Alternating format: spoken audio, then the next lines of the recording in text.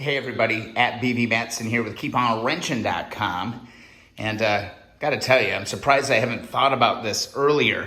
One of the most precarious things about working on these bikes is that, once you get it, on a center stand, especially when you're losing your front wheel or you start losing a lot of weight, or even if there is weight on these bikes, if you move them forward just a little bit, they will slide right off. You can see I don't want to tip it, but they'll fall straight forward and fall flat on their side if they move forward at all. So I've been battling on this. This isn't my first motorcycle. I've worked on a ton of these. And you know what? I looked in my shop and along the wall, what did I see?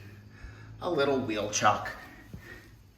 My goodness, people. Put a wheel chock on the front, and that's going to prevent these bikes from rolling forward on you. Now I can wrench and I don't have to worry about it falling off of that darn center stand. So damn simple. I've had this thing laying around here for a long time now, and it never dawned on me. I use them for like oil changes and stuff on my automobiles, but I never even thought about using them on a motorcycle. I'm telling you, how stupid simple is that? It dawned on me, and I was just like, instead of saying in all my videos, saying, rearward pressure on the bike, rearward pressure, always be keeping pressure back so it doesn't fall forward.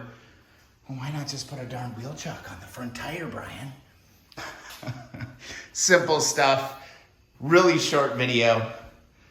I don't know, why haven't I thought about that earlier? Makes everything so much easier. All right, smarter, not harder, and if you don't have something like that, just get something in front of that front wheel so it doesn't roll on you. Pretty simple. Hope you enjoyed the video. If you do, please subscribe. Also, don't forget about the Facebook group, the Keep On Wrenching community group on Facebook. And of course, don't forget to go request that free sticker at KeepOnWrenching.com. Really simple video, guys. We'll see you in the next video or live stream. I hope you're enjoying this build as much as I am.